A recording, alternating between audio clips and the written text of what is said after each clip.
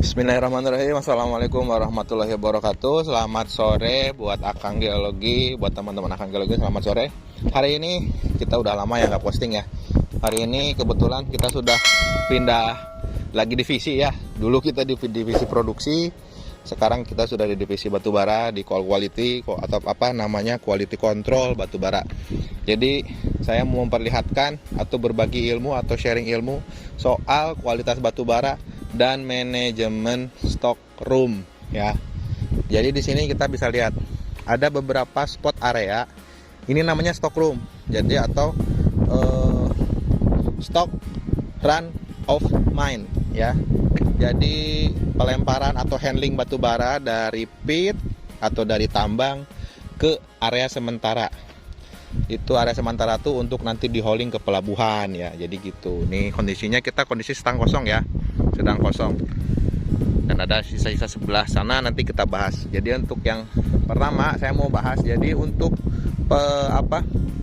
perawatan batubara agar terjaga kualitasnya ya dari kebersihannya, itu salah satunya adalah sebisa mungkin stock room itu bawahnya dilapisi dengan bedding. Contohnya kita ada ini nih, ada contohnya nih. Ini adalah kondisi stock room yang sudah dilapisi dengan bedding. Sedangkan yang ini adalah stock room yang belum dilapisi dengan bedding.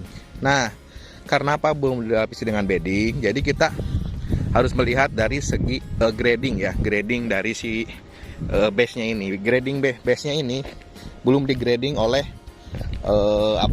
grader dan juga dengan bomag atau kita biasa nyebut stum. Stumnya ada di sana, tuh ada di sana stumnya. Jadi ini yang belum kita atur. Kita masih menunggu eksekusi atau eksekutor untuk melakukan tindakan yang belum dilapisi bedding. Nah, untuk yang sudah dilapisi bedding, itu biasanya bedding itu adalah hasil cleaning batubara. Kan biasanya tidak diangkut ya. Nah, kita upayakan, kita optimalisasikan bedding itu kita angkut karena mengandung parting dan juga ada semu-semu hitam lah, semu-semu hitam yang ada batubaranya. Kita angkut ke sini, kemudian kita rapihkan. Kita hampar, kita rapihkan. Ya memang sebagian ketika di handling ada yang memang terangkut dengan base, tapi sebisa mungkin setelah handling selesai kita maintenance lagi. Jadi seperti ini ya contohnya ya. Ini memang belum terlalu rapi lah kasarnya. Tapi sebisa mungkin kita kasih bedding semua, stock roomnya supaya rapi. Itu soal manajemen stock room bagian pembeddingan. Nah, setelah bedding ada yang namanya pembagian pembagian tempat produk batubara. Jadi misal di suatu tambang itu kita punya 4 produk, SIM A, SIM B, SIM C, SIM D ya. Atau saya kasih contoh, kalau di sini kita bagi menjadi 4 produk juga, namun dengan kualitas yang berbeda ya. Jadi ada kualitas yang high ash, high sulfur, low ash, low sulfur, high ash, low sulfur, low ash, high sulfur. Jadi ada 4 produk, diingat baik-baik. Kenapa kita menekankan ke situ? Karena biasanya kualitas batubara itu ketika dikargo atau diangkut untuk sama buyer itu lebih mengedepankan tentang ash dan sulfur.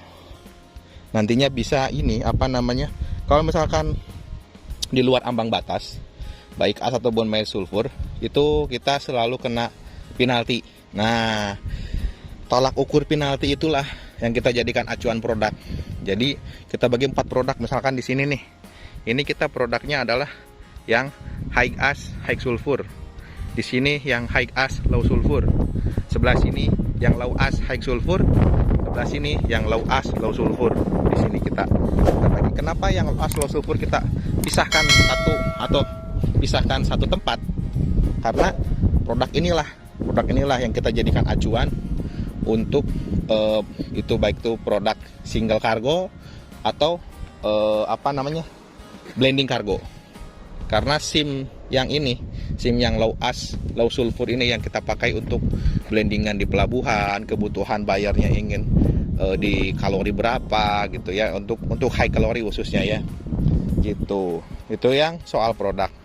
Nah kemudian selain soal produknya juga ada soal kalorinya. Jadi ingat baik-baik ya, kalori batu bara itu ada 3 kalau di Indonesia ini ya, yang saya pernah tahu itu 3. Ada yang low kalori, middle kalori, dan high kalori. Itu berpengaruh terhadap penjualan atau harga dari batu bara itu tersendiri. Kalau yang low kalori itu biasanya di gargar 2000 sampai gargar 3200. Itu untuk low kalori. Dengan ciri khasnya fisiknya itu berwarna abu-abu dan masih terlihat tekstur kayunya. Karena diketahui sendiri bahwa batu bara itu terbentuk dari proses pengendapan kayu berumur ratusan tahun dan terkompaksi terus. Ada endapan baru, kompaksi lagi, endapan baru, kompaksi lagi, dan itulah membentuk jadi batu bara. Itu biasanya kalau istilah geologinya ada perubahan tekanan dan suhu. Nah, biasanya dua faktor itu yang jadi acuan ya, 2 faktor itu. Terus yang kedua adalah yang middle kalori. Kalau yang middle kalori itu memang warnanya sudah semu hitam. Itu gargarnya atau kalorinya di angka 4 di 3.800 sampai di gar 5.000 lah. 42 sampai 5.000 juga sama. Itu masih termasuk middle kalori juga. Nah, middle kalori itu biasanya warnanya memang semu hitam tapi masih ada sedikit tekstur kayunya sedikit. Dan biasanya kalau kondisi di lapangan itu dia yang middle kalori istilahnya selalu tebal, batunya selalu tebal sekali. Kemudian ada juga yang terakhir, yang high kalori. Ini yang kita lihat adalah yang high kalori. Kenapa bisa disebut yang high kalori? Karena selain dengan kalorinya yang tinggi, yaitu di angka 6.000 sampai 7.000-an high kalori, ini warnanya juga sudah beda. Biasanya kalau ini kena matahari itu mengkilap-mengkilap, terus tidak mudah terbakar biasanya kalau yang high kalori, dan warnanya juga hitam legam. Dan yang kita ini bagusnya adalah yang high kalori, karena biasanya kalau kita menemukan batu bara yang low kalorinya itu sangat mudah terbakar di lapangan. Seperti kasusnya di tambang yang di Jorong juga ada, itu mudah terbakar batu baranya karena low kalori itu. Jadi kalau batu bara yang low kalori dengan tingkat suhu, misalkan suhu yang sekarang di lapangan itu suhu di atas 33 derajat, panas sekali, jadi itu rentan terhadap gesekan dan akhirnya batu baranya mengeluarkan asap atau terbakar sedikit-sedikit. Itu yang dikhawatirkan. Jadi kalau yang high kalori kita tidak khawatir, karena kita sudah pernah coba batu bara yang high kalori, kita simpan sampai 6 bulan di stockroom, itu tidak ada terbakar sama sekali, tapi malah asnya susut, kemudian sulfurnya menyusut, tapi tidak terlalu signifikan. Gitu. Jadi memang ada satu treatment yang untuk bisa menurunkan as sama sulfur. Nah itu ya untuk yang di segi kalori. Kemudian kita akan coba bahas tentang bagaimana sih rehandling batu bara dari sini, dari stockroom ke stockpile di pelabuhan. Jadi biasanya kita handling itu pembagian adalah blendingan ya, karena kebutuhan kargo dari buyer itu berbeda-beda. Ada yang minta single product kayak ini nih, low as low sulfur. Ada juga yang minta di blending produk A, B, C, dan produk D. Biasanya begitu. Jadi kita akan hitung analisanya ketika mereka ambil sampel di sini. Itu namanya sampel PSI ya. PSI atau disebut juga pre-shipment inspection, atau ya istilahnya inspeksi sebelum dilakukan penongkangan. Itu ya, itu sudah umum, sudah sangat familiar bagi orang-orang yang sudah main lama di batu bara ya. Itu biasanya dilakukan oleh tenaga-tenaga ahli yang sudah handal. Biasanya kita gunakan Geoservice ataupun Ateki, satu lagi itu Anindya. 3 itu yang kita biasa gunakan. Terus satu lagi untuk handling ya, handling kan tadi gitu ya. Satu lagi untuk soal analisa batu bara itu banyak yang dilakukannya itu hasilnya ya, hasil analisanya ada berapa elemen ya, total sulfur, ada as, ada total moisture, kemudian ada IM, internal moisture 4, terus ada penghitungan kalori, itu kalori dari AR. AR itu dalam kondisi ini ya, kalau batu bara untuk mengetahui kualitas kalori batu bara itu biasanya ada yang kualitasnya kalori AR, ADB sama DAF. AR itu biasanya adalah kondisi sekarang batu bara ini yang mereka sudah ambil, mereka sampling, langsung mereka analisa. Nah, untuk yang ADB biasanya dilakukan preparasi selama 8 jam baru mereka lakukan analisa. Ada lagi DAF. DAF itu dalam kondisi sudah bersih, sudah kering, sudah tidak tercampur mineral apapun, itu dalam kondisi DAF.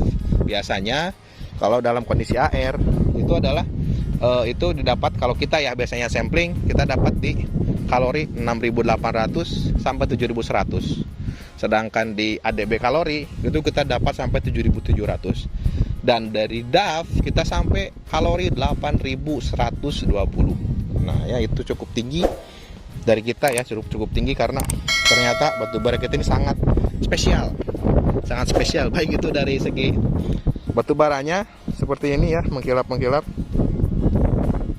maupun dari segi pengambilannya. Wah, kalau kalian tahu batu bara kita di sini itu sangat tegak. Bagaimana batu bara itu bisa tegak?